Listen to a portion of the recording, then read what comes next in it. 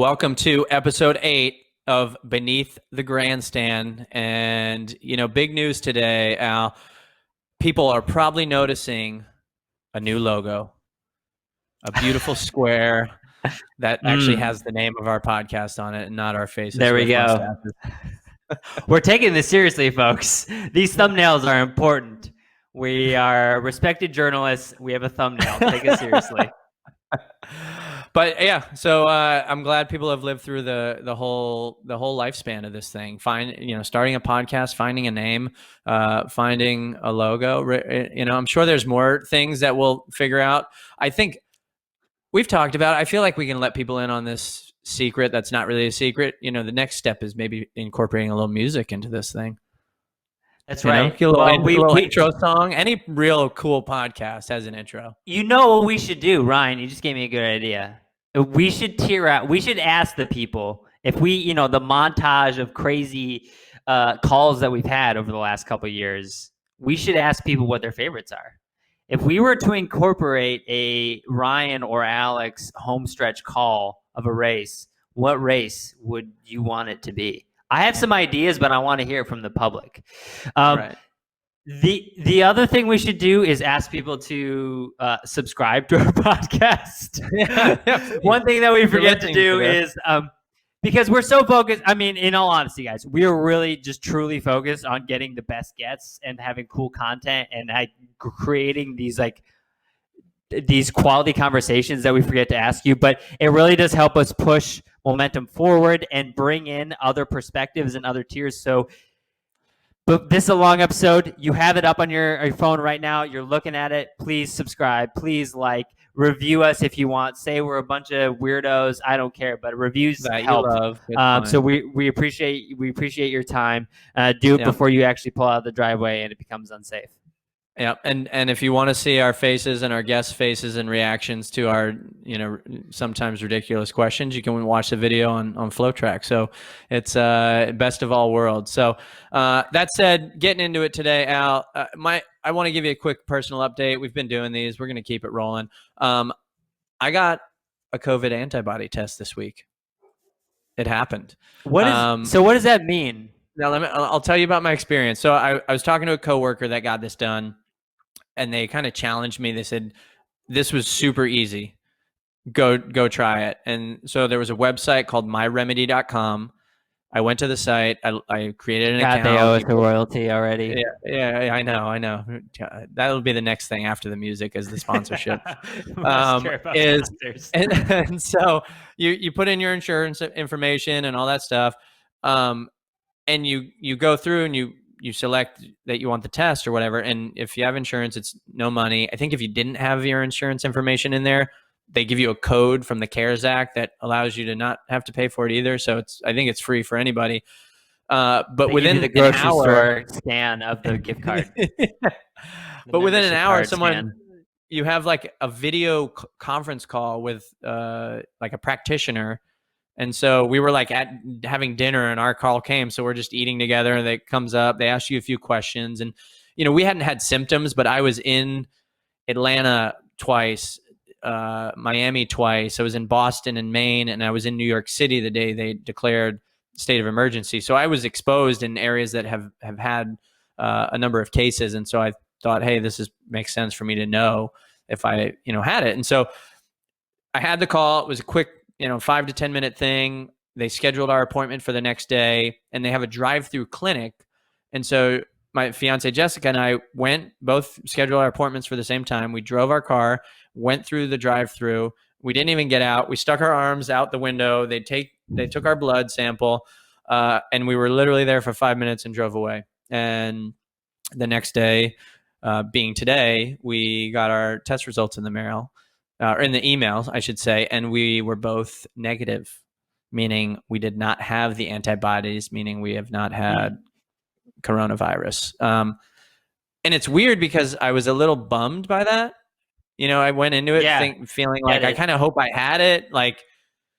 So maybe you feel like you're immune in some way, and now we didn't have it, so I was kind of disappointed. But then I also took the mindset of, well, I guess that means we're doing a good job of social distancing, which I know there's other people that are doing a much better job than we are, but it made me feel like we are at least taking some precaution. So anyway, that's my update, not my experience for the week. I think it's cool though. I mean, to at least be on one side or the other. I mean, we have zero, everything is gray until you know if you've had it or not, right? And I think, like you said, it's almost comforting and almost like a cathartic superpower to know that you have had it. And, you know, you can tear things out based on whether you have or have not had it. And yeah, like, oh, you haven't gotten it. So what you're doing is working for you. Yeah. Keep staying at home, Ryan. Keep staying at home. Right. So it's like, and we talk about this all the time, and people struggle the most in this certain time with being in the gray. And if you can have an answer, whether it's one way or the other, it's at least an answer, right? And I think it's cool that those opportunities are becoming available. And I think that tears out well into the thinking of our guest today as well. He's very much a proponent of testing, and he will give it to you straight. And I don't think you won't be in the gray of where Mayor Frey sits on the COVID perspective of things. Yeah. Yeah, and you know, it's our guest today, who's the mayor of Minneapolis, your neighboring city, Al. You're a resident of the Twin Cities yourself, but he was also a runner before he was mayor. He was a runner, and kind of one of those runners that, you know, he was a 216 guy, and probably one of those runners that down the road you're like, wonder whatever happened to that guy.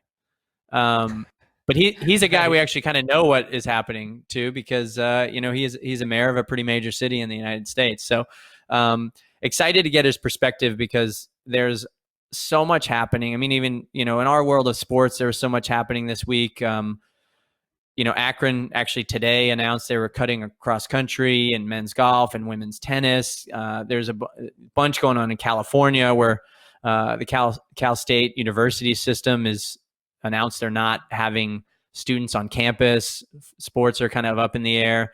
And then there's a D2 conference in California, the Triple CA, that has already announced they're canceling fall sports. So anyway, decisions are being made in states, and this new world is being shaped for the fall. And a lot of that's been questions that we've had, right? So it's going to be interesting for our guest today, who's actually shaping those rules and really the regulations that are happening in a city very close to you. Yeah, I think Mayor Frey represents runners, you know, and I think it's really interesting to see his role especially in a city that identifies as like this running and fitness identity that is Minneapolis. And so I think it's really cool to get his, because it's cost effective, but he also wants to enable those of us whose social identity is being out and connecting with other runners. You know what I mean? And he's in a tough spot right now, and it's actually drawn the eye of national media. It's drawn the eye of the president, and it's really interesting to see how everything kind of comes back to this kind of grounding identity as a runner. And I think we can all identify with it. And it's really cool to see how he still sees everything through the lens of this uniquely identifiable thing for our audience. Great intro. And I think it's a great time to intro our guest today, Mayor Jacob Frey. All right, we're pleased to welcome Mr. Mayor Jacob Frey here on the show. And I first want to ask, what should we be calling you here? Should I call you Mayor? Should I call you Jacob? Should I call you Mr. Mayor Jacob? Yeah. Yeah. Do you get a ring? Do you get a ring or a special hat when you become mayor? How does this work? It's not like winning the high school state championship or anything like that. You don't get a ring. As far as I know, you don't get a hat. Although, I should probably use some taxpayer dollars and get myself one just for the hell of it. That would be appreciated. A taxpayer-paid Leatherman's jacket for the mayor. Yes. Bring back the leather jacket. The other question I have for you is, you know, Alex and I usually host these shows with a beer in hand, and wanted to know today, how about you? Of course. Representing Dangerous Man Brewery in Northeast Minneapolis. One of my local favorites here. Right. And that looked like not just a 12-ounce can. No, this is a 750 milliliter crowler. So this is like 2+ beers here. So you guys are slacking a little bit on your end. That just knows you're ready for this podcast. Oh yeah, I like it. We're going to be going for a while here, so I need to stay hydrated. Well, Jacob, I mean, you are obviously, a mayor of one of the, larger cities around the country. And before we get into what being a mayor is like, I want to talk about you as a runner. We come from the flow track world. We've interviewed you on flow track years ago when you were a pro runner. But for those that aren't familiar, your grad of William and Mary, ran at Hansons-Brooks for about, nearly 2 years. We all know the success that program has produced, and then ran for Saucony for a few years while you were going through law school. So 2:16 marathoner, obviously trained at a pretty high level. I'm curious, what's the training like now? Well, lately, training has been significantly more than it has been since I retired from running seriously. So, through COVID-19 and some of these stay-at-home orders, I've found that I think better, I feel better, I move better, I make better decisions if I've gotten out for a daily run. So over the last 2.5 weeks or so, I've gotten out pretty much every single day. Now I'm not going that far. I'm running somewhere between 4 and maybe 7 tops miles. But nonetheless, I'm getting out the door. I'm cruising along and thinking pretty highly of myself, even if I'm not going even 2 minutes of where I was, when I was running well or decently well. I know you're dialed into the audience you're talking to. I don't run that far, maybe 7 miles. So it's good. I mean, well, the people that are listening to this podcast, they're running 70, 80, 140 mile weeks at times. And so, I need to recognize where my place is, and my place is at the very bottom. Well, it's cool to hear. I mean, running is obviously, for those that are runners, it's a big part of our world, right? It's therapeutic in many ways. So it's interesting to hear it still kind of holds that piece for you. Well, it has, and it's changed over time. I ran in high school and in college and then professionally because I craved the competition. I wanted to get into a hard race and really test myself and set a personal record, and you want to win. And the last year of my career was difficult because I didn't have that same drive. I had gotten the USA jersey that I had been chasing for my entire life. I represented the USA with pride, which is something that I felt the need to accomplish. And after that, it was basically just running for the meager amount of money that I was making. And so then after I retired, there was probably a span of 5, 6, or 7 years where I really didn't want to run a lot myself. And it was because I hadn't transitioned in my head how running could positively impact my life. And now I'm really recognizing that, this is not about the competition at all. This is about physical and mental and emotional well-being. And there's a positive in that in and of itself. I'm thinking through, just kind of what you're saying here, and just I think the thing that stood out is like the measly money I was making as a runner, Can you shed a little light to what that world as a runner in your caliber looked like? Because I feel like you represent a lot of the runners out there that are out there grinding, right, and trying there's the Galen Rupps and the Evan Jagers and the Shalane Flanagans, Jenny Simpson, all these, but there's so many runners underneath them that are never at that level. What was that life like for you, trying to get by and figure out that next step? Yeah, I was not obviously at the Shalane Flanagan level. I was scraping by. Yes, I was making some money in either appearance fee or some prize money, and had a very basic contract with Saucony. But it wasn't much. When I was at the Hansons, they put you up in the house, and so I wasn't really paying rent. They helped out with things like health insurance, and I worked routinely in the Hansons running store, and so that gave me money for food. But no, I didn't have any money beyond that. Then subsequently with Saucony, I was in law school, and so I was able to pay for living expenses and rent, but I certainly wasn't taking much of a bite out of the tuition expense.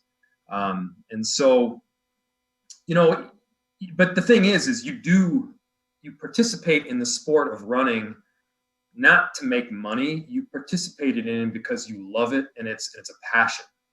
And what I found is that when I was depending on a successful race to pay the rent or eat food in the following month, you didn't race quite as well. I raced well when it was something that I wanted to accomplish, when there was like something deep-seated in my heart that I wanted to get done. And for me, there was two things that I wanted to get done really throughout my running career. It was to get a USA jersey and then to compete well in it. Once those two things were done for me, I lost a whole lot of the drive. I mean, that was it for me. I mean, I wasn't going to make an Olympic team. I was somewhere ranked around 10th best in the country, and there was a significant gap between 10th best and 5th best. And so I saw the writing on the wall in a very real way. I remember I roomed with Ryan Hall the night before his very first road race, which was the New Haven 20K. And I remember talking to him beforehand, and he seemed all nervous and didn't know exactly what he was doing, was taking it way too seriously. But he went out the next day and totally kicked my ass. In his very first road race, he won the thing. I was, way back in 10th or 12th place. I mean, it was pathetic. So we practically bookended it. He was on one side of the book and I was on the other. But I saw this younger person coming up who was dramatically better than me, who had, legs up to his Adam's apple. And it was, there was a new class of American distance running coming on. And it was very easy for me to kind of take the next step into transition. One, because I had done the things that I wanted to personally accomplish. But two, selfishly and perhaps egotistically, I felt that I had maybe a very small part in helping those that were truly going to take American distance running to the next level. I wasn't the one that was going to do it, but I ran with people, with Alan Webb and with Brian Sell, and that one night I spent with Ryan Hall, who were going to take American distance running to a whole nother level, and now they're even way beyond that. I was really pumped about my 2:16. I thought I was pretty hot shit, but these days, that's not getting you ranked 10th in the country. That's barely making the trials, Yeah. I think as all runners, we go past our prime, but in our heads, we're always like, if I was training right now, I bet I could do this. So I want to know, what's that marathon time that the mayor could hit if he was training full on right now? Well, I call it FAT, Frey automatic timing. It's what could have happened if everything was absolutely perfect. Right. Wind at your back, your life is going extraordinary. You got a positive attitude. You're feeling great. You're wearing Alpha Flies or whatever.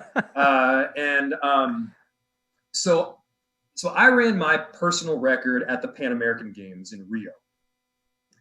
And I had the fortunate experience in that the most important race of my life was also by far the best run of my life. And I mean that to be inclusive of just regular runs that you go on, regular workouts that you have. Literally the best I have ever felt running in my life happened to be the most important race of my life, which was the first time I got to wear USA. And that's something that I'm really proud of. The thing I'm most proud of in my running career is I only raced for USA twice.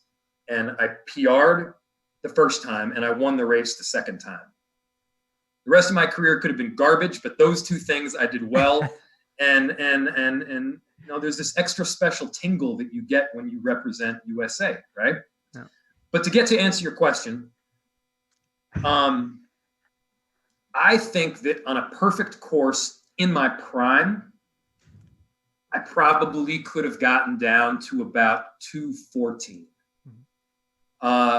Now, if you were to add special shoes and all the other trinkets and whatnot that people are running in now, I don't know, I'm 2:12. I mean, what about today? I'm curious about today. Oh God, with the mayor hat on or that Letterman's jacket that we got you.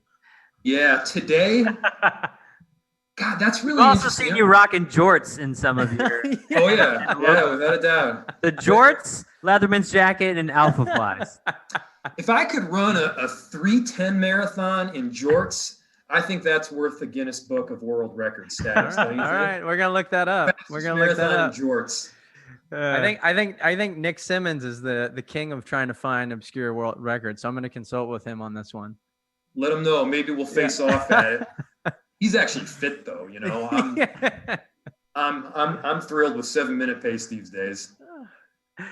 Well, I know the Blue Jeans mile attempt is coming up. Johnny Gregoric's going to chase that, so maybe you can take some cues from him on how to run quickly in denim. There you go. So, Mayor, I saw the other day, you're doing a social plug often like you do for some of the local shops, and I think it was Shop Local Northeast Minneapolis Day on Monday or so. So. And you mentioned that you picked up a fresh pair of kicks from our friends at Mill City Running. I'm curious, now that you've been with two brands, but and you've worked in a running shop, what did you pick up? What's still the go-to model these days for you? Now that you're have some perspective on the best shoes out there. Well, I've always been a loyal to the sport Saucony guy since they picked me up when I wasn't worth my weight in salt. But I have to admit, I have tried those Nikes out that have that carbon plate in there. I know. And so I feel like maybe a little bit of a sellout, but there's some bounce to those things. I'm sliding down the road and feeling a little hop in my step. And they're nice, I gotta say. Something to that carbon plate. Well, it sounds like you have. So you have it sounds like you have an opinion on the shoe controversy here. So we're eager to hear the perspective from a mayor. Have you actually tried the next percents on foot and in a race? So I haven't tried the next percents on foot or in the race, but I got kind of the cheaper version of them that I have tried out. And while it wasn't a race per se, like nobody was timing, nobody was cheering, and there wasn't a finish line, I did have like an all-out experience. Yeah. What? I'm curious what this means. So. We in Minneapolis recently have the honor of recruiting a running legend, Abdi Bile, who won the 1,500-meter world championships back in, I believe, 1989, competing for Somalia. Now, I had met Abdi Bile when I was about 10 years old. So I grew up in Northern Virginia, just down the road from George Mason University, which used to be a powerhouse in track and field. They had Julius Achon and they had Ibrahim Aden. And yes, they also had Abdi Bile. And I used to take the Fairfax County bus or whatever it was, down 123, head over to George Mason University, and work out when I was like 10 years old. And were not real workouts. I would basically just, look at the collegiate athletes and try and keep up on their warm up kind of thing. But one day I was running on my own. It's like 10 or 11 years old. And off in the distance, I saw this very tall, very dark, lanky figure coming towards me. And as he gets closer, I realized, oh my God, it's Abdi Bile. And I thought to myself, if I don't take this opportunity to turn around and run with him, I'll never forgive myself. This is like a hero. His photo was up in the running shop with his signature, and everybody idolized this guy in the Northern Virginia running world. And so I stopped in my tracks. I turned around. I started running with him. And he was the sweetest guy. But I was so excited to be running with this hero, this epic legend, that I kind of quickened my pace a little bit. And I was probably one-stepping a little bit. And if you know anything about the old Cook model from George Mason, they ran super slow on their off days, really slow. And so I was one-stepping him, and he put his big hand on my shoulder, and he said, Jacob, it is not important how fast you go. It is only important that you go with purpose. Which is just mind-blowing. And I thought at the time that this was some Somali proverb that he had come up with. And I literally remembered that, for the next 25 or 30 years, until about a year ago, I get a call or I get a message, a Facebook message or text message from the legendary Abdi Bile, the guy who I had not seen, had not met since 30 years prior. And he says, hey, I'm coming out to Minneapolis. I hear you used to be a runner. He didn't remember this interaction that we had 30 years prior, by the way. Oh, wow. He said, well, why don't you want to go for a run? And I was like, absolutely. I am so in, just geeking out. And we went for a run, during which I decided that he had to move to Minneapolis to run a whole youth running program for some of our Somali youth. We've got the largest Somali population in the United States, one of the largest populations in the world outside of Mogadishu. And I thought this would be just a wonderful way to involve our Somali youth. And so anyway, we figured the whole thing out. We brought him out here. He's on a contract working with the Lopit right now, which is a foundation focused on endurance sports here in Minneapolis. And anyway, to get to the story that involves the shoes, we decided to have an inaugural run, going from our Somali community all the way down to Theodore Wirth Park, which is this large park where you do cross-country skiing and running and whatever you want. And so this was supposed to be like a community run where, maybe you run 8-minute pace. It's slow and you enjoy each other and you celebrate. And there was this Somali kid who was going to Augsburg University, who is apparently quite a good miler, knocking on 4 minutes, 4:05, that kind of thing. And he starts picking up the pace. The community run one-stepper. This is not just a one-stepper. This is like a 4 and a 7-stepper who is looking over his shoulder now and again to figure out if the rest of the pack is following along with them. And I start to get the wild hair because, who is this twerp kid? I've got this old man strength now. And, I had been running 4 times a week or so at that point. And so I was feeling pretty fit. And I was wearing special carbon plate shoes. And so he definitely was not. He was not outfitted in any way, shape, or form for this run. So I started picking it up. And this is 7-minute pace, 6:30 pace, 6-minute pace. And then we were running, I'll say maybe it was 5:10 pace, but maybe it was a little slower than that. But for purposes of this audience, we were running 5:10 pace through North Minneapolis.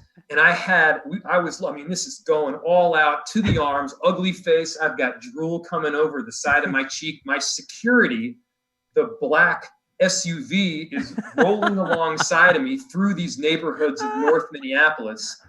And I mean, we were hauling ass for a solid 2 miles there. And slowly but surely, I started to hear him brake. You know, like, it's one thing to see somebody brake, but it's another thing to audibly hear the grunts and the wheezing as it starts to happen. There's no more beautiful sound in the world, assuming it's not happening to you. Right. It's happening to the guy in front of you. And he starts to brake. And under normal circumstances, with one of my constituents, I would have done the mayorly thing and like run alongside him, and you know, we would then run in together. No, I blew by him. You know, gave the number 1 signal, and you didn't go number 1 on him. Oh yeah, everything, and just walloped him over the last, I would say, half mile of the run. And nobody other than my security guard really saw the full scope of what happened, but he was impressed. He was impressed nonetheless. And so anyway, I'm convinced that part of that was like, you know, these shoes were offering me a little bit of additional spring that I wouldn't have otherwise had. I don't know how in the world I would have gotten down to 5:10 pace in this old man shape. I think we got to bring that 3:10 marathon time down a little bit. I think you were selling yourself short a little bit. Yeah. Wow. So definitely performance enhancing. We've figured it out. Oh yeah. Big time. Yeah. Curious to you teased it a little bit, Mayor, but you talked about the PanAm Games and that USA kit that you got to wear, and we were kind of looking back on, what was that kind of wheelhouse time as far as your runner identity.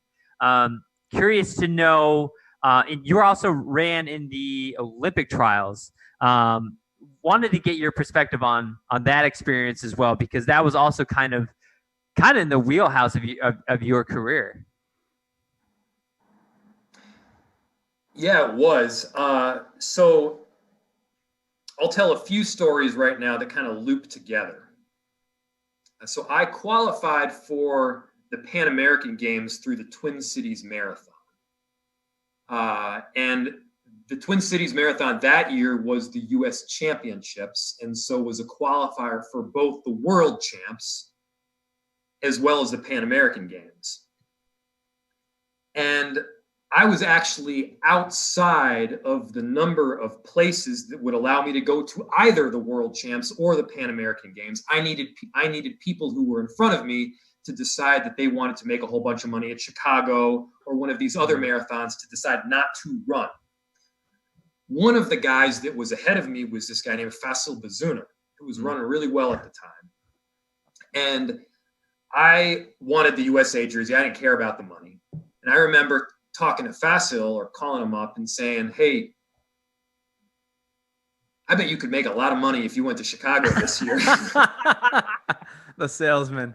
Yes, this is probably my first lobbying experience, was getting him to not take the Pan American Games position so that I would get that last slot and get this lifelong dream of competing for Team USA.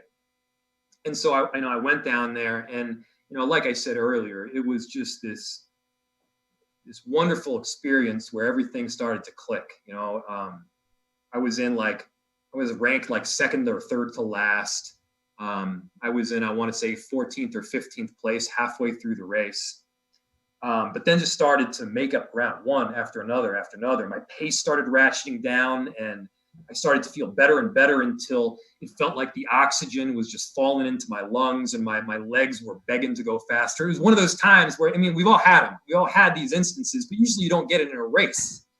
Hey. It was perfect. And I was going by one person and another and another and another. And then with maybe like a mile left or so, I was in 5th place, working on 4th place. And the person who was in 4th place was a guy who had been a hero of mine. His name was Vanderlei de Lima. I don't know if you remember this guy, but back in, I want to say I was either Athens or Sydney, I'm not really sure. He was the Brazilian guy that had gotten tackled during the marathon. Yeah. Oh, right. And still managed to finish with the bronze medal. And so Vanderlei was up ahead of me, and I'm like, oh my God, this is amazing. I'm having the race of my life. I'm going to get to pass an idol of mine, and I'm going to whoop him. And I get closer and closer, and everything's working out perfectly. It was raining. I run great in the rain because I sweat like none other, and so it kind of evens the playing field. And everybody has heavy shoes. I sweat a ton, had heavy shoes. This is great, you know? And so everything was working out perfectly. I get about 20 yards away from him, less than a mile to go, and he drops out. He dropped out of the race. And so I didn't have the opportunity to pass Vanderlei de Lima. Still ended up fourth place with a big PR and, you know, huge grin on my face. It was the greatest, you know. And one of the main reasons that I decided to run at the Pan American Games was that I knew that I probably would not make, I wasn't going to make the Olympic team a couple months later. The trials, so the PanAm Games was like, I don't know, early August of 2007, late July. Then the Olympic trials was, I don't know, November probably. And normally you wouldn't run a marathon that close together, but I didn't care. I mean, I wasn't going to make the team. And so then I went to the Olympic trials a couple months later. And 2 days before the race, I remember I was running with Ryan Shea, who was also a Saucony athlete. And we were cruising through Central Park. And I mean, Ryan was always so full of confidence, you know. And so I asked him, how's it going? Are you gonna make this team? You gonna light the world on fire? And I remember him saying, before the most important race in your life, you always want to be able to say that you're ready to go. He's like, I got to tell you, something just doesn't feel right. And if you remember 2 days later, Ryan tragically died. And I finished the race up, and the first thing that I learned was that my old housemate, Brian Sell, one of the toughest runners I've ever met, had made the Olympic team. And so my first reaction after finishing the race wasn't like, joy for myself. It was excitement for him. And then the next thing I learned was that Ryan had passed. And it was this just massive roller coaster of emotions on that particular day. I don't know. I mean, I'm rarely speechless, but this is the kind of thing that leaves you without words. Yeah, I mean, that trials was, I mean, at least for me when I look at the last 20, 25 years, it was one of the most anticipated races. I mean, it was that height of Ritz and Hall and Meb and all those guys. And it was this huge celebration of running in Manhattan and New York City. And I mean, even, for those that weren't there, I had friends that traveled there and were running around the course. I was at home watching. I think I was actually in Connecticut in my cousin's basement while everyone was like still sleeping or something, and just by myself. And I remember, like you said, it was just this roller coaster of emotion with this unbelievable race, and Ryan Hall like pumping to the crowd, and seeing Sell make the team and all that stuff, and then learning that Ryan Shea had passed. It was just such a contrast of feelings that you were going through that day.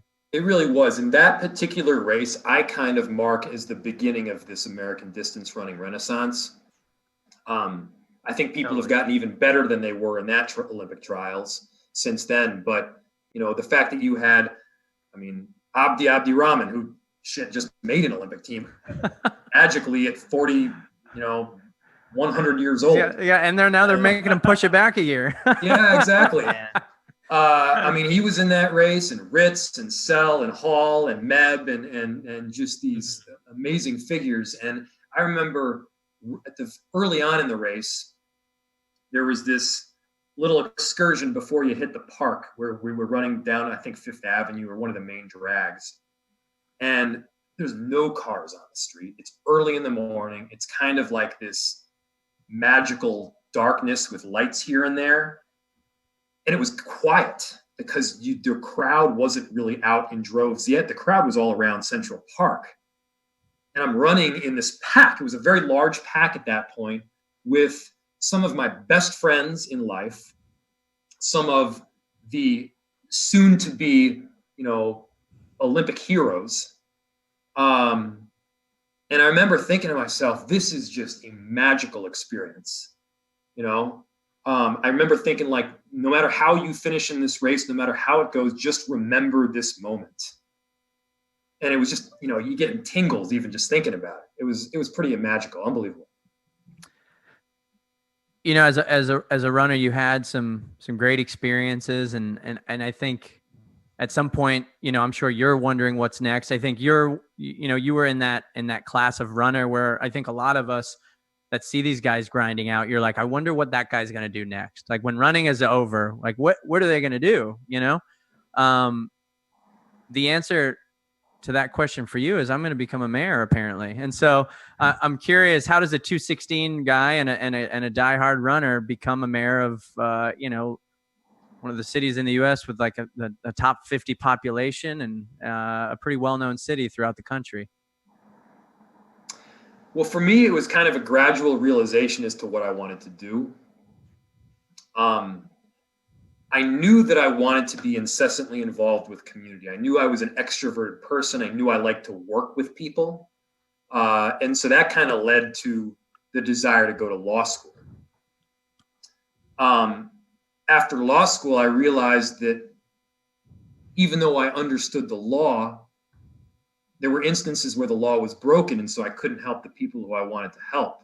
And that kind of gradually led into my desire to run for office and be involved in politics. And, like I said, I always knew I wanted to be involved in public service, but it kind of gradually became clear precisely what I wanted to do. And as soon as I knew that I wanted to run for office, I knew I wanted to be mayor of Minneapolis. I'm a believer that everybody has the obligation to do whatever it is that they do best to benefit society the most. And whether that's running a marathon or painting or serving food, building a building or yes, politics, you have that obligation. And I'm not too modest to say I'm pretty good at this, and I think I'm probably better at this than I ever was at running.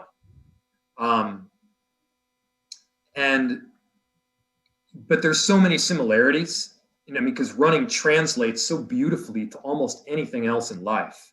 In running, it's all about the preparation. It's worshiping the calendar gods. It's getting up on that daily basis for that daily grind, and sacrificing in many ways other pieces of your life for the sake of a better time on a watch. It's this beautiful simplicity that translates to almost anything. And for me, that daily grind still exists, but it doesn't necessarily exist in the same way. It exists now. I'm getting up and I'm making phone calls. I'm connecting with people. I'm like, I set a goal. I set something very clear and oftentimes tangible that I'm pushing for, and you work your ass off to get there. And sometimes it doesn't tickle. In fact, sometimes it's really painful. But you work through the difficulty. You keep training your mind and your body to be prepared when that day comes that you're ready to perform. And if you do, and if you're mayor, it results in a positive result for your community. And so, that's kind of how it led me. How I kind of found my way there. And, so often you see instances where people always identify themselves. I still identify very much so as a runner. If you look at, the memorabilia and everything behind me, so much of it is running based. The American flag that is on the wall, you can't see it right next to me here, is actually from the Bloomer House when I ran at Hansons.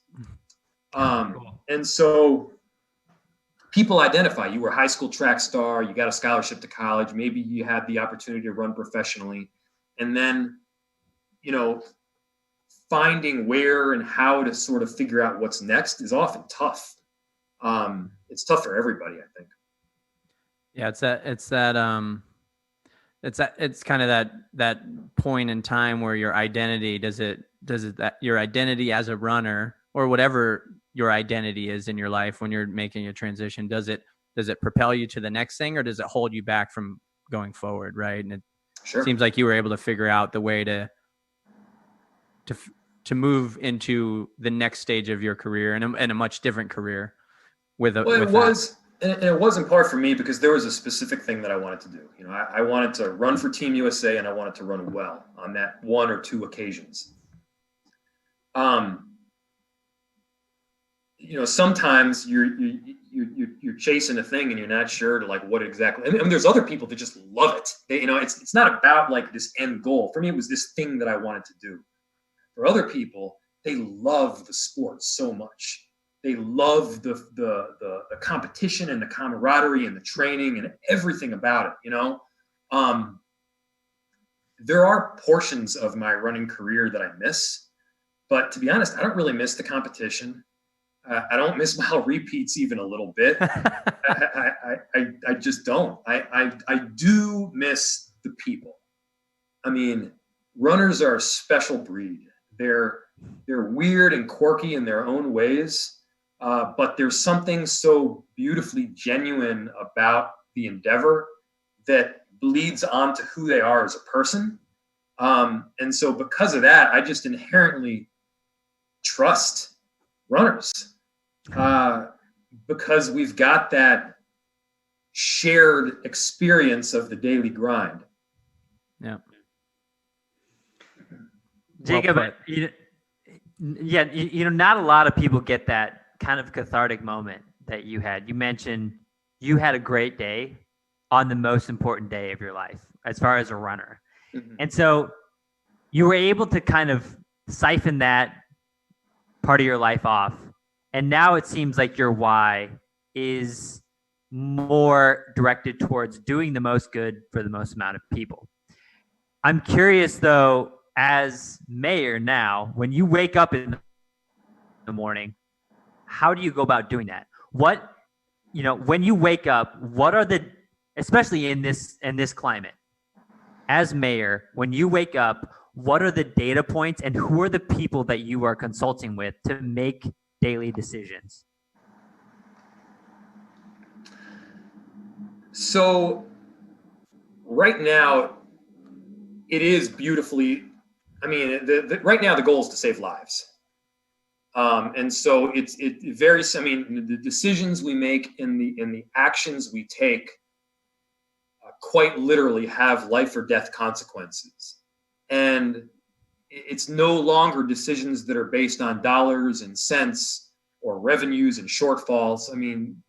Decisions are based on life or death. And so when you wake up on a daily basis right now, we are trying to figure out how to save as many lives as possible, how to get through this pandemic, and then how to get back to some semblance of normal. And the new normal is not normal in any sense of the word, other than the fact that we're all going to have to embrace it. And so on a daily basis, I get up, you read the news clips, you check in with what are some of the major things that are happening in the state and the city and the country and the world. And then, I've got to check in with my staff. And we've got, the way the day has been structured has changed just so dramatically. The day used to be divided into these 30-minute increments. So it would be like a 20-minute meeting followed by 5 minutes of staff direction and then 5 minutes of checking your emails, talking on the phone, using the restroom, something like that. And now the schedule seems to be more freed up, but it's not, because you're dealing with things that come up that you're not anticipating. And so I have that check-in earlier in the morning, and then the day proceeds.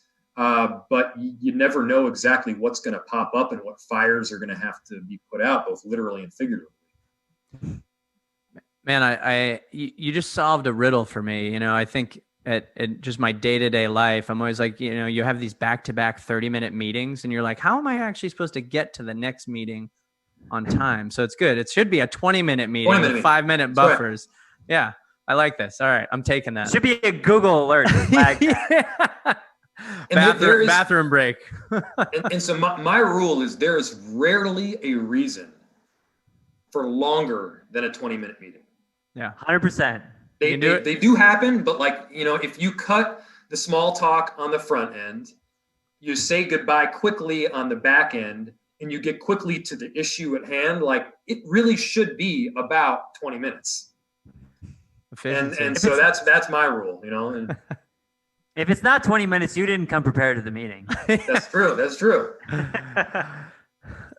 So, you know, as you said, the days are much have changed dramatically, and I think for everybody, right? And I think we're all having to make challenging decisions in our lives. Alex and I, usually at the front end of our show, are talking about how our daily lives are affected and kind of what this week is happening that we have to figure out. And I'm curious, in your seat, what's the most challenging decision you've had to make during this pandemic?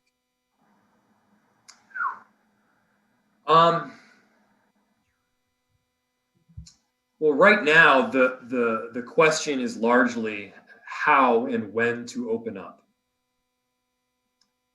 And it's difficult to see numbers that are increasing in terms of the number of people contracting COVID-19 and then understanding what the end game is, you know? And so the goal at the end of this, the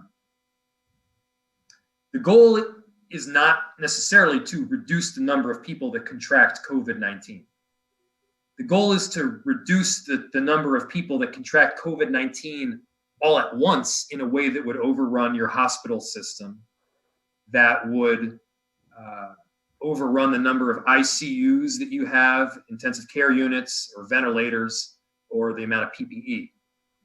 And so once you are prepared, then yes, gradually you can start to open up. And one of the big questions, you know, right now is, well, actually the toughest questions were early on. Early on, you didn't have data, and you're forced to largely drive a car without the dashboard. You're forced to make decisions based on data that didn't exist, with an inadequate number of tests and an inadequate amount of analytics to make an informed decision. And so what I started to realize is that any expert, public health or otherwise, that didn't say, I don't know, at least a few times, was full of it. Like, we didn't know. Yeah. And so the toughest parts were early on, figuring out what to do with limited information. Now the information is starting to trickle in a little bit more, and we're able to make more informed decisions. But I mean, there was a lot of tough ones, and what's going to get even tougher is you know, it's cuts. Our city has been largely shut down. I mean, the stadiums are not. There's no ball that's being played. The hotels are at 5% of what they were the previous year. I mean, 5%. So we aren't getting the sales tax revenue. I mean, normally our city swells by as much as 50% on a daily basis with all of the people that come to work downtown. Now they're not coming to work downtown. They're not using water. They're not flushing the toilets, and so they're not paying the utility fees that they were before. And so all of these sources of revenue, from parking to sales tax to water, we're not getting it.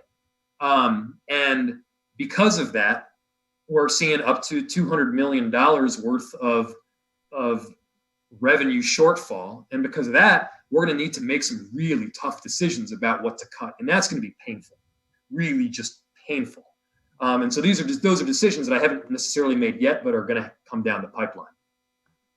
And yeah, you brought up, data and lack of data. I mean, that's me as, and someone on the outside and more of an everyday person is, when I started hearing things so early on, I was just logically in my brain, I was like, man, how do we know all this? it just happened, and some of it, was maybe accurate. Some of it was not. And you were just trying to hope as time went, things become more accurate. We have more data points. And understand those things better. But I think driving a car with no dashboard is a good way to put. Yeah, big time. Jacob, I'm curious. I'm gonna ground this a little bit for everybody. So you're talking to a current Twin Cities resident who was laid off last week, and I have a similar philosophy and approach to that you do, as I believe that we should be cautious, and our opening, when we say opening, is I think I agree with robust measures, I guess, when it comes to reopening and proceeding with extreme caution. However, I'm in this predicament where me pushing and touting and waving the flag of being precautious is also having an impact on the economy. And so now I'm in a corner of my instinct is to push for more precaution, but I'm also suffering economically because of it. Yeah. What do you tell the people who might be in this position, who their instinct is to fight, to move cautiously, but they might be suffering economically because of it? First off, I'm sorry. That sucks. There's no way around it, and there's no way of sugarcoating it. You get laid off for no fault of your own during a time of pandemic. That puts you in a rough place. That puts your family, if you have one, in a rough place. That puts everybody in a tough spot. And there's a whole lot of people that are in that scenario right now. I mean, I'm a believer that this is the reason, and these are the times when you need government to step up. These are the times when you need unemployment benefits. These are the times when you need emergency rental assistance. These are the times when you need that safety net, so that you can protect people through the difficult times and allow them and the whole economy to get back and to sort of reignite that pilot light once we get beyond this pandemic. And it's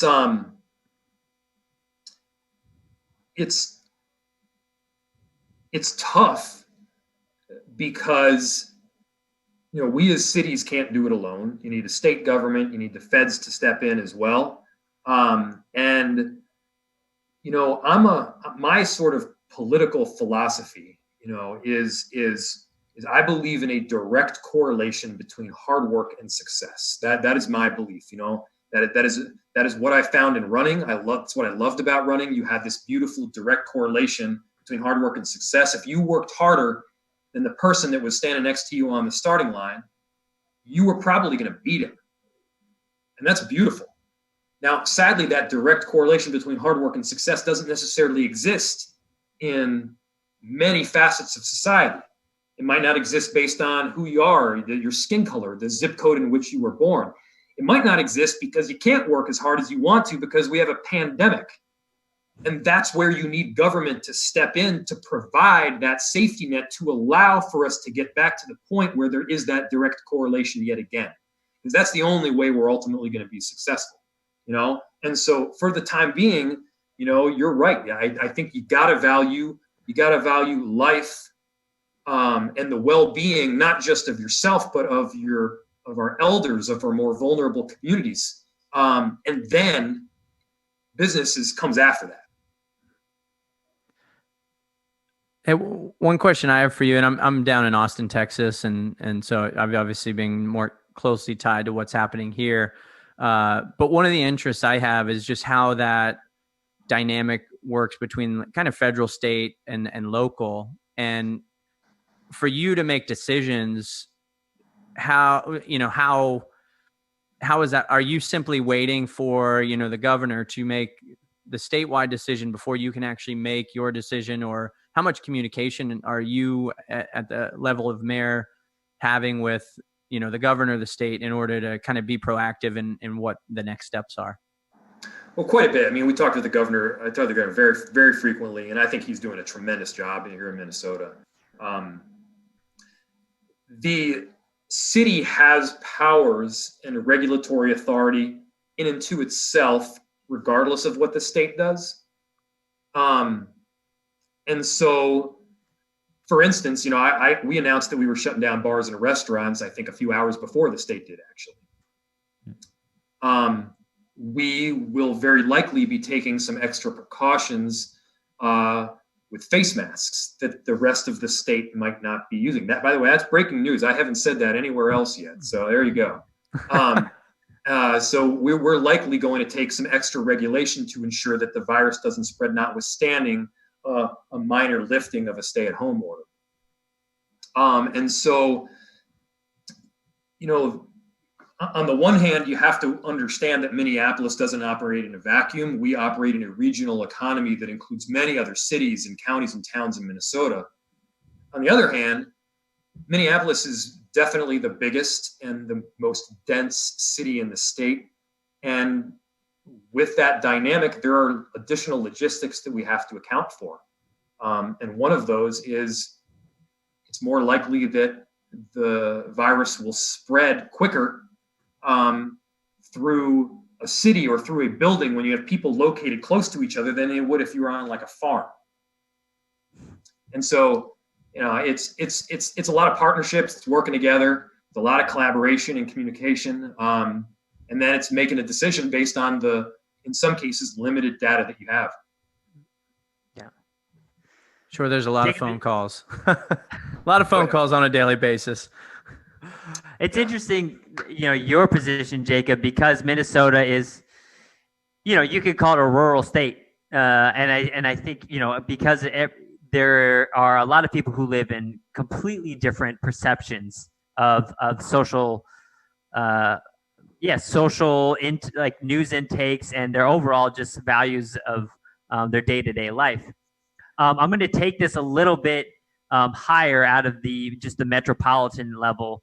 And bring our viewers to a perspective of, if you type in Mayor Jacob Frey into Google, one of the first headlines that comes up is, quote, "Why is Trump rage tweeting about Mayor Jacob Frey?"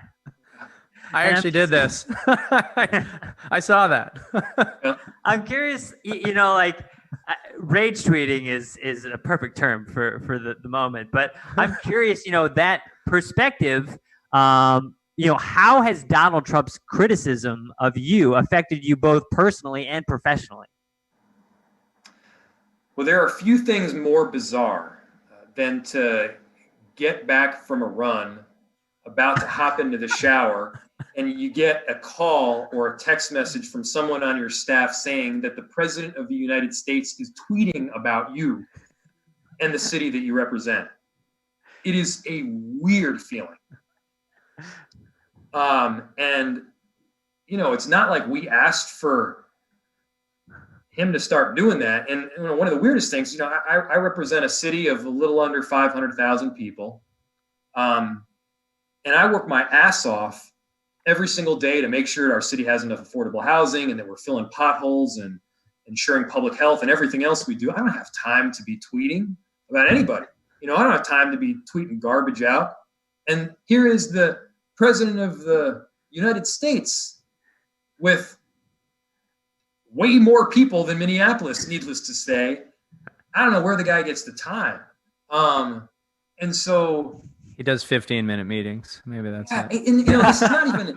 I just don't get it. It's not even an ideological thing. Like we're not talking about, George Bush. We're not talking about any president before this one. Like this is a weird time, and the things that come out of his mouth in some cases are hateful. In many cases are lies.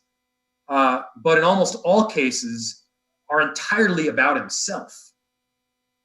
And, that's just not what I don't know. It's below what the president of the United States should be. And gosh, you just see that on a daily basis almost right now. I just want to put it into perspective, like my post-run phone check is normally like, did my fiance text me and say, when are you getting home? Or like, am I getting a beer with my buddy in non-COVID times? So yeah, having the presidents tweeting about you after my run would be a very interesting one to get. Yeah, no, I mean the whole thing was nuts, and I mean it wasn't harmful for me in the job that I do, and really because I mean Minneapolis, people are not necessarily we're not Trump fans in Minneapolis at all, but it's just frustrating because regardless of partisan ideology, like you want to be able to kind of work with the president of the United States. You want to be able to say, hey, here's an issue we have. How can we work together to solve it? And that is just kind of absent right now. I mean, I think it's kind of maybe a broader point that, you and others in your role, right? Anyone in public office has a seat where they're making decisions and that not everyone is always going to be happy with, right? And probably much different than being a runner. Maybe coach is upset because you didn't hit a split or whatever it might be. But I'm curious, in that role, how do you approach that day to day, knowing, hey, I'm going to make a decision today. I'm going to try to make that decision, that will help the most amount of people possible, but also knowing, hey, not everyone's always going to agree with everything that we decide here. That was one of the harder things to get used to is recognizing that 100% of the time there will be people that are very frustrated with the decision that you make. And probably they'll say a bunch of crappy things about you, and I mean, I, like most people, yeah, people in general like to be liked. And that's everybody. And one of the most difficult things is to not just have this vitriol, but to have this vitriol that is not necessarily based on fact. I don't mind, like, let's say we just disagree. I'm for marriage equality, you're against marriage equality. You know what? All right. I think your position is ridiculous, by the way, but like, we disagree. It's another situation where and especially on city issues where you don't have that traditional left-right spectrum, and the issues get so complex to the point where, like, I know why I made a decision. I know that it was based on this issue and this nuance, and I'm 100% certain in many cases that the decision I made was the right one. But the optics of it may be entirely the opposite. And explaining that difficulty and having people trash you for it, that was tough, and over time you do get thicker skin and you do start to get used to a whole lot of people being really frustrated with you. And the bottom line is this: if you can lay down in your bed at night knowing that you did what you believed was the right thing, that's the measure of at least some form of success. Jacob, I'm curious, when you get that sort of pushback and when you get any sort of negative feedback, can you also inverse that and take it as validation to know that you are pushing at least the conversation forward? So, or for instance, when President Trump came after you, I'm curious to know the support that came to protect you that you maybe didn't even know was there before he came after you. Yeah, I mean, when President Trump attacked me, you had, I don't know, 45% of the country that was yelling the most horrible anti-Semitic things that you can imagine. I mean, we were getting my wife and I were getting like death threats, and we had to have increased security and bulletproof vests and all that for the next several days. Now, it did come with a whole lot of love and support, especially from my community, our community here in Minneapolis. It came with a whole bunch of people that were speaking up on my behalf, and you use that love and that support and those kind words as armor, because inevitably as mayor, you're going to get beat up at some time in the future. And so you use that as a mechanism to sort of build, not necessarily confidence, but like belief in what you're doing, so that the next time you start to get hit, you remember it. And I mean, it's if you have the right mindset in running, it's very much the same thing. Like if I ran a PR last week, the fact that I had a crappy workout the Wednesday after doesn't ruin my life. I just had a PR last week. It's the same kind. You use the positive as armor to fight off the negative. I want to kind of tie something back in that you said earlier about your running career, and that you had this goal, right? You wanted to represent the U.S. and you wanted to run well while you were doing it, and you accomplished those things. And then it was time for the next, right? Time for the next phase. I'm curious what that looks like now in your life, and how far does mayor take you in this stage of your life? And, is there things past being the mayor at Minneapolis that you aspire to be at some point? I mean, the honest answer is I don't know professionally. I mean, in the immediate future, I'm having a baby. My wife is having a baby. Congratulations. September. Thank you. We're having a little girl, and that obviously is a top priority. And so I'm just looking forward to that. I plan on running for re-election in 2021. Literally. Yeah, right. Yeah. Simultaneously, I could probably do both. Mix the running puns for the rest of the pod. So we had to get one. And so, yeah, I mean, I love the work that you can do as mayor, because you can have this direct and tangible impact on people's lives. And so, like, I would never want to be in Congress. Like, not only are they rarely getting things done, it's so much gridlock. I mean, and you're a vote. Not to disparage people that are in Congress. They're wonderful congresswomen and congressmen that do extraordinary jobs. Like, I like being able to kind of shape a solution with other people. And, selfishly, we're having a baby in September, and I don't want to be flying back and forth between here and DC. I want to be with my family. Interesting. Jacob, wherever life kind of takes you now or, in the future, I'm curious, based on these tough decisions that you've had over the last few months, especially, how has being a runner and being a part of this fitness identity shaped your decision tree when you run up against those difficult decisions?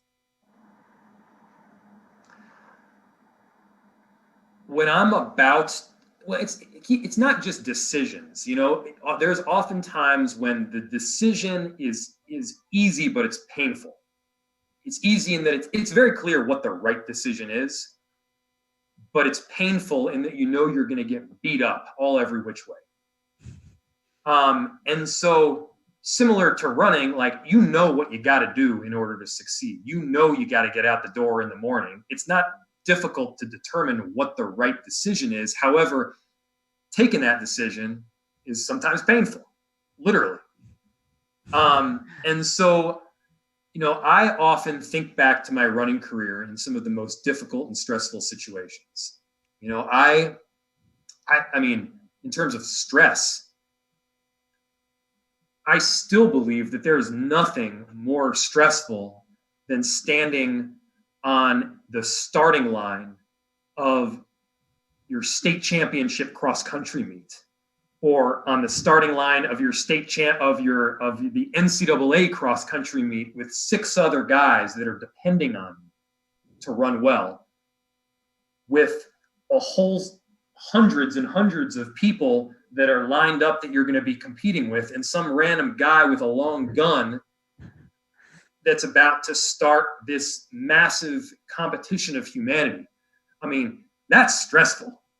Like, when you want to talk about stress, I mean, and you're about to enter this ungodly amount of pain for 10,000 meters, that's stress. And so oftentimes I think back to some of those situations and I say, you know what? I can deal with this one.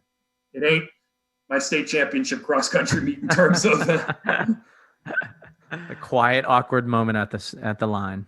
Oh yeah. There's nothing worse. Yeah. Jacob, I'm going to go back to, it seems like we're in a weird juxtaposition, especially you as a mayor of a really city that identifies, as a fit city, and people's identity are around kind of that social network of going out and getting workouts in. However, you are also a proponent of social distancing. We're in a position where you are opening up streets so more people can get out and exercise, but you're also still pushing social distancing. And I'm wondering how tough it is to be in that kind of juxtaposition and how you balance those decisions. What is right? What can we open? And what is, I guess, morally and socially acceptable given your position? The toughest part is explaining to people why and how we're doing this. And so I approach it from first understanding who we are in Minneapolis as like a people. Minneapolis is routinely ranked as the fittest city in the entire country. On all types of weather during all seasons of the year, you have people out running, biking, cross-country skiing. We embrace the cold. We also embrace the 70-degree days like right now. And so the notion to not be able to go out and party and hit up a local bar with 25 of your friends, that was a hit. The notion of not being able to get out for a daily run or bike ride, that was like a near impossibility, I think, for so many of our residents. And so knowing that, the action, the activity of going for a bicycle ride or going for a run in and of itself is not a risk. The risk comes when you're doing those things in a massive density and proximity to other people. And so we thought, what can we do to alleviate the issue of the density and proximity to other people? Well, let's not have all of them running around the same exact lake at the same exact time. Let's open up the streets. And so we've opened up parkways and boulevards and other streets throughout the city with the hope that people will take the time to use it. And so I live right near the river. I live right near the Mississippi. And rather than go down to the river and have to, inch your way by someone on a little path that's, 6 feet across, now you got the whole street open. And there's no vehicular traffic that's allowed. And for the most part, you can just go on the opposite side of the street as you pass by someone, and you're therefore not at risk of passing on or contracting the virus. And so that's the route that we've taken. And I think it's actually a route that I hope is emulated more, and we should probably continue. I think we need to keep some of these streets open. And actually, it also kind of calls the question, do all of these streets need to have vehicular traffic on them 100% of the time, even when we don't have a pandemic? Maybe some of these streets can be for pedestrians and for runners and bikers. And, I think, that's one of the very few good things that have come out of this, is that it causes you to question the normal modus operandi. Well, that was going to be my next question. I mean, has this shaped our perception of how we prioritize, mission critical traffic versus pedestrian traffic. I mean, where do you draw the line as a mayor of that street is critical to have both lanes open versus run amok, open it up, open all the lanes up? I mean, where do we draw the line? And will this overall shift our perception on how we build traffic flow in our major cities? It could. And if any of you have been outside in the last month, you'll recognize that the air is cleaner. You're able to take deeper breaths, and it's not breathing in a whole bunch of carcinogens and chemicals and pollutants. It's different. Not to mention, you can run down several of these drags and not be at risk of getting hit by a car. And so, I'm a big believer in moving away from this vehicular and automobile-centric mentality. I think that in cities, when you have the ability to get within a relatively short distance to the grocery store, to your job, or to your school, you don't need necessarily to get in your gas-powered car and then spend 25 minutes finding a parking space. I think we should be opening it up and making it easier for people to bike and to work and to run. And, that means that we're creating protected bike lanes. That means that we've got spaces for people to walk where they're not concerned about getting walloped. And, it's always a balance. I'm not of the false impression that like every single person out there can walk or run. We got seniors, got people who have some form of disability, and they need to be able to take either public transportation or an automobile. Like I know that. But we shouldn't have such a high percentage of our city being our city streets that are exclusive, not to people, but to a car. It doesn't make any sense. And if you if you think about some of your favorite cities to visit in the world, whether it's Paris or, London or Rome or whatever, they weren't built around the automobile. They were built around the person. And it's a totally different feel because of it. And I don't think we should be afraid in any city in the United States of moving in that direction.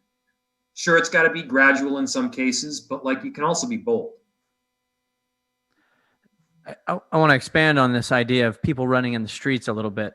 I want us to look ahead into a time where maybe cities are back open, right? And I don't know where this is in the phases of cities reopening, but from your perspective, I'm curious, what logistical hurdles need to be cleared once cities are opened again for road races and marathons like Twin Cities to happen? People forget that road races are a small business. There are people whose livelihood depends on having these races, not to mention a whole slew of causes, and professional athletes. And so, I've heard a number of different ways of phasing back in the concept of road races. I've heard about, we could just have an elite entry, and then instead of having thousands and thousands of people, you have maybe 60 people that enter the race. We've heard about we've seen mechanisms to have a race via social distancing, where everybody's entering the race, but they're doing so mainly with their iPhone and a treadmill. I think that considering the health impacts of these races are probably part and parcel with considering the health impacts of how it is to go to a crowded bar. And many states and cities throughout the country are opening up crowded bars in the coming weeks and months. And I'm sure that races will probably follow shortly thereafter. But I think we're going to have to understand that there's a new normal associated with these race openings. You might not want to be on top of each other for long periods of time prior to the beginning of the race. You might need to forego some of the normal traditions that we have before a race begins. I'm just sort of thinking off the cuff here. I haven't even really thought this through, but, normally, think about the normal pre-race routine. you hang out with your friends, you stretch together, you go for a warm up together. You've got thousands of people that use the same porta potty, and then we all stand with our hand on our chest and sing the national anthem, probably within inches of somebody else. These are facets that will likely have to be altered, at least temporarily. And that sucks. I mean, I like these traditions. I love them. This is what gets my juices flowing as a former runner. But yeah, kind of we need to consider the greater good. And the beauty of it is the running community gets it. I don't think I've seen a single person out there that has said, F this, why are we doing this? There's no need. Everybody gets it. But it's painful. It's painful, especially to those that rely on races for their paycheck in some form. Yeah, you said that's what I was thinking. You kind of brought up the moment of the national anthem, and I'm thinking of that corral, right, where there's just thousands of runners. In February, we had the Austin Marathon here, and you have about 12,000, 14,000 people running the half, the full. All just waiting for that gun to go off, that high school cross country moment we were talking about. And do you see, not just during the pandemic or coming right out of it, do you see maybe things that could potentially change really in the long run forever with these mass gatherings like this that might alter that experience of what we have formerly known? I think that gatherings, at least initially, will change. I think that our way about thinking of society will change forever. I think we're going to need to confront the reality that we are a globalized society. It's not going to have to be, this is not just like basic cooperation locally. This is global collaboration worldwide. This is how do we work together to not just solve a pandemic, but to prevent global warming, how to prevent, mass displacement due to flooding and climate change. This is how to deal with homelessness, not just on a Minneapolis perspective, but on a regional one. And I think what this has done, perhaps more than anything else, is it's provided us with this shared opponent that has made so obviously clear that we need to work together in a worldwide society. And that's a shift of a mentality. Does that mean that we're never going to have the Pledge of Allegiance again at the beginning of races? No, we will. We definitely will. Does that mean that you're not going to have the honor of using the same disgusting porta potty after, in a matter of months? No. We don't worry. You will have that honor yet again before some race. The honor. Yeah, it'll happen. But yeah, I think there will be a shift of mentality that we're going to have to embrace. Yeah, it'll be interesting. I know and this is an area that just isn't, we think of our audience and folks that are, maybe more of what you would call the diehard runners and are in, but it affects actually the masses, right? That's what's great about road races is it brings those communities together in a big way. So I know a lot of people are interested and itching in a lot of ways to get out there and figure out when is that next marker on the calendar that I can put out there and start training for with my friends. Yeah. I feel especially bad for those that were shooting for something in particular at the end of a transitional element of their life. So for instance, like the high school senior, I won my only individual state championship the last race of high school. That is still one of the best memories of my life, and wouldn't have gotten it. That's awful. The person that was totally ready to make the Olympic team this year, that was rearing to go, everything was clicking, and then they didn't get to compete at the trials. The person who was chasing All-American status for their entire NCAA career and then didn't get to take that crack. I don't want to say that that's the worst thing that has happened during this pandemic, because God knows that it's not. People are dying. But it's rough, and I'm sure there's a whole lot of disappointment.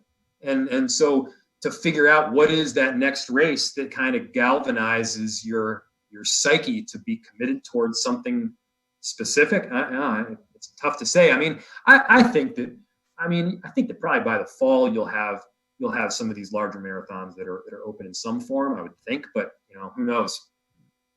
Well, it's a world you understand, so you can sympathize with those guys. It's you went through that, those college years. But you've given us a lot of time here, which we appreciate. So we want to wind things down a little bit with a little fun fire round here. Oh yeah, right? Bring it on. We're gonna fire some questions to you. I think they all have a running related tone to them. So I'm going to let Alex kick it off, and we'll alternate some of these fire round questions for you. Let's do this. All right. Fire round question 1. Who will win U.S. Olympic trials in the 1500 in 2021 for both the men and women? 1500 Olympic trials next summer. Who is winning it? Are you team? I'm going with Centro for men and Houlihan for women. Oh, that is pretty solid. That's a solid bet right there, Mayor. So he got a Midwesterner in there, so he knows. Well, I mean, there might be somebody here who's from Shelby Houlihan's hometown. That's my best claim to fame. Unless Will Lear makes a comeback. If he's making a comeback, I'm going Will Lear. Let's go, Will. Oh, what about Blankenship? Ben, that's right. I forgot about Ben. Ben is right in there too. All right, I got next question here. Kipchoge or Bekele? Oh, Kipchoge. He's like a philosopher king. That guy is unbelievable. Most beautiful runner I think I've ever seen compete in anything. Is there another mayor in the world who could run a marathon faster than you? No. No, not a chance. I like it. Next question. Should vaporflies be banned in all school zones? In all school zones, you said? Yeah, you got to watch your speed there. Oh, in all school, I see what you're saying. Yeah. The Nike Vaporfly shoe. Yeah. Should vaporflies be banned in school zones? Well, the question that I have is really whether there should be an asterisk next to anybody who ran in a vaporfly after I personally set my personal record. I'd like to get another 2 minutes. PanAm 2007 from that point beyond. I'm just going to start saying that I ran 2:14 instead of 2:16. Yeah, you could say you're like a 13 guy. That's not your PR, but you're like I'm a 2:14 guy. Yeah, I'm a 2:14 vaporfly guy. That's right. So I'm gonna include Prime Minister Trudeau in this question. Which Trudeau plus other mayors around the country, who would be the toughest to race? Let's say in a 5K. Well, I don't know. Is Trudeau that good of a runner? I know he runs every day. Oh, does he? All right. Yeah. I think Melvin Carter from St. Paul, mayor of St. Paul, and I would take him down. Crosstown rival. No, the two of us matched up. I mean, he's got that sprint speed. Like I said, he's like a 46 high quarter miler back in his heyday. He's not sprinting anymore, but the two of us together, I think, could run quite a 5K. All right, I got an over-under for you. You pick the over-under. Yeah. Donald Trump running a 10-minute mile. Oh, I would be surprised if he could crack 13 or 14. We're going over. Yeah, definitely. Strong over there. All right, this is our last one. If you could give the keys to the city of Minneapolis to 3 runners, who would those runners be? The keys of the city of Minneapolis to 3 is this like professional runners, or what are we talking about here? This is your perception. I mean, your perception of qualified runner. All right. I'm going to go Abdi Bile, world champion from Somalia, 1989. He's a real civic leader. You He was a life coach. I feel like I should add for you at age 10. Oh, big time. Yeah. You didn't even know it. Oh yeah. Yeah. Just incredible. I'm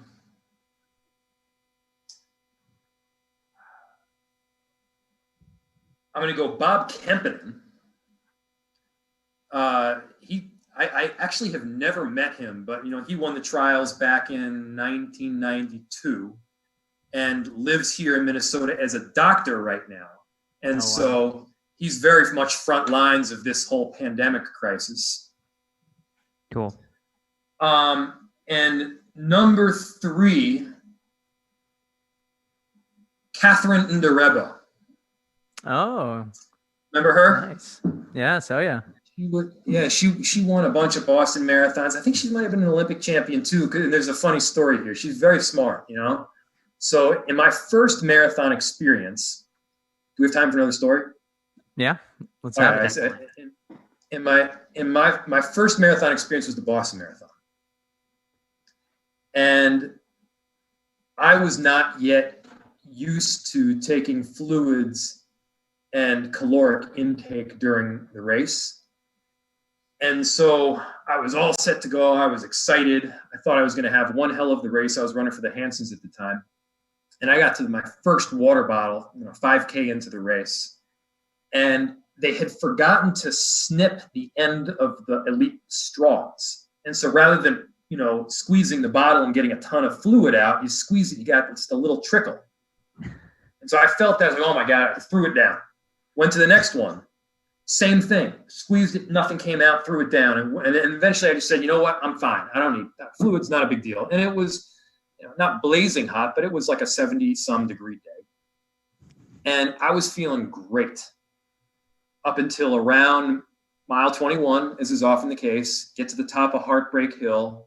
Hands start tingling. Things start to get a little bit blurry. And I immediately went from running very low 5 minutes to like 7 minutes in a heartbeat.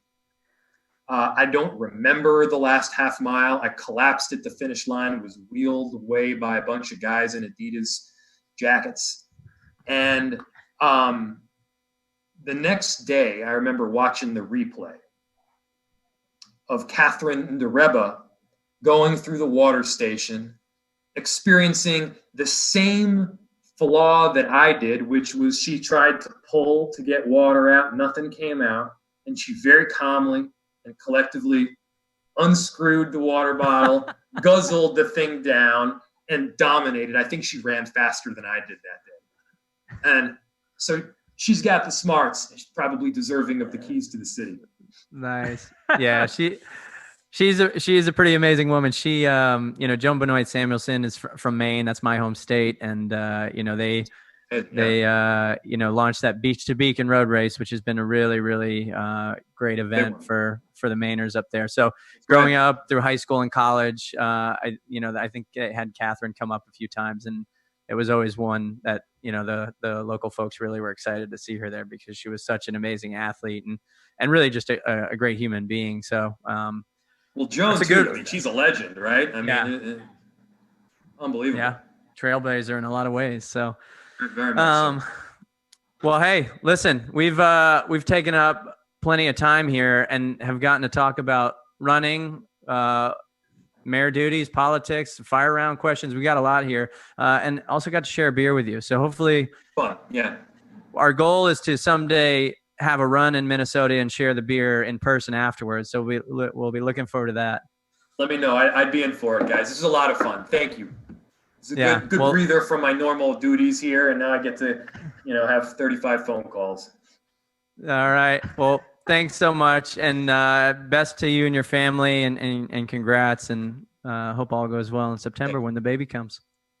Thanks, Mayor. Got it. Thanks. All right. Well, that was an entertaining interview that covered a lot of different topics. Not every day, and really, I don't know if there's been any day that I've been able to talk to a mayor, a government official about running as much as we did. And man, one of my favorite things of the whole piece, we talked about so many different things, but the community run really stands out to me. Not only did he try the Nike shoes and was really excited to see if they really helped him, but he kicked down a local kid. Unabashedly, awesome. Just threw up the ones, knocked him down. No, and I think that was cool, and I'm glad we kicked off the interview with that because it grounded him as a runner, right? And we totally get that story, and I'll give you, I will vouch, that's North Minneapolis is respectfully not where you typically see people going for a run. Is how I will say it delicately. So he's just hammering the streets. He's just hammering. I love that story, and yeah, I just think it just clearly identifies and grounds him as a runner, and is like this cool identifiable thing that we all get. My favorite thing was like how he transitioned to being a mayor. Right? It was like rarely do runners have this cathartic moment, right? It's like I ran my best on the day that mattered to me the most, and he got that, and I think that's really cool. And like you could argue like he might not be a mayor if he never got that moment, and like he's now serving a lot more people in this better and maybe even a better role than he was as a runner. He's serving the most amount of people that he can because he had that day. Not a lot of people get that day, and he swapped from being the hey, whatever happened to that guy persona to he was able to siphon off that part of his life, and now he's the mayor of Minneapolis. Yeah. I mean we touched on the identity as a runner for a lot of people that listen to our show. But your identity is anything that you're grounded in from, your early years, and how that can be something that helps you or holds you back. And he's really allowed himself to move past his identity as a runner but continue to use it and do some other things. So I do think that was really cool. We talked about him being on the other end of a Trump tweet, which is an interesting perspective I've never got to hear firsthand. So, just in how that, how you receive that news and how it kind of affects you. And, I think the other part I really kind of resonated was just to end the climate we're in today and how you're making decisions and one, how we don't know everything, right? And every day there's new information that you have to use to make that day's decision. And the next day you're going to have more new information, right? And so it's just a very unique time that we're in, and anyone in public office and in government office has a tough really tough task, and because they're trying to make these decisions for us, the everyday person. And Al, you actually got, it's a cool situation for you getting to actually ask him a question relative to your life in the town that you're in that he's a part of. Right. Yeah. I'm sure there's a lot of unemployed people who would like to sit down with the mayor of their town and ask them questions. I actually felt a little bit, more confident in government based on this interview because, I wish it wasn't rare, but the more I listen to Jacob, the more I feel like he is operating on the best assumptions on the information he has in the moment, right? And that's all you can ask from a human. But there's oftentimes, especially now, in this climate, where you don't feel like that from some of our government officials. And I feel like, he has, we found out his intentions, right? And he grounded him in his kind of moralities, but he's also very data-based. And I felt like, I just feel like a little more confident in his decisions, and like my overall confidence in local government. And that's really cool to feel and to be close to. And if you have that opportunity to face and like reach out to your local, people making those decisions in your life, I feel like try it, do your best to connect with those people, and embrace those moments when they're open and they're asking you for your feedback, because they clearly need it and they're seeking that feedback and that data. Yeah, it's a unique experience, and I don't know. Maybe I'll give our mayor a call. Steve Adler, what's going on? I got some running questions for you, and a few others I'll throw in there. But yeah, it was a cool opportunity, and the one thing that my mind started turning on was, can we get a mayor, some kind of political race? And I'm not saying running for office. We did that pun. I really want to see some mayors go at it. Take that 5K challenge. You think we can get, if even, maybe we start with governors, the 50 state challenge. Can we get the 50 governors together in a 5K and see who comes out on top? I mean, can somebody somebody better call out a more fit, public office holder. I can't think of one. Shout out to some of the runners who are involved in, political and, public service. But since Jim Ryan, who's going to step up here? Yep. I like it. Is he the fastest politician since Jim Ryan? Good question. I think we throw a challenge out there and see who bites. I'm ready. Virtual race. Yep. Well, Al, what are we looking forward to coming up? Looking forward to pushing out the conversations. I think there's a lot happening, Ryan, and I think we know from just our past conversations and the engagement in some of our last interviews, people want to know what the next steps are for the NCAA world. If you haven't gotten a second, I would say check out the Dave Smith article, this Dave Smith interview, because that kicked off a lot of feedback and a lot of pushback. We want to hear your feedback. We want to hear your perspectives on how this is going to affect cross country. And so check out that interview because it's kicked off, I think, some really productive conversations. We saw just this week, more programs are struggling and trying to find their path. Akron, some of these D2 schools like Chico State. Can you imagine Chico State not having a cross country program? If I am like a mid-tier cross country coach and I just heard that Chico State is not going to have a cross country season, you know what I'm doing? I'm reaching out to all their seniors right now because there are so many mid-tier D1 schools that Chico State would own. So I think that keep an eye on that because that again is another factor in this transfer protocol. We're changing regionals. We got transfer protocol questions. There's a whole host of things to keep your eye on that might fly under the radar. Given this crazy crisis, but I think we need to keep tabs on because again, it could change the field and the whole narrative of cross country season. No. That and so many more things that we will get into. So next week, Al, until we talk again, have a safe weekend. Maybe not stay too deep under the grandstand while you're, home with the family, have those conversations, come back out, get those runs in on those open city streets you got there in Minneapolis. Until next week, again, everyone, thanks for tuning in. Subscribe to the pod, check out some of the past episodes, as Al said, and we look to talk to you next week.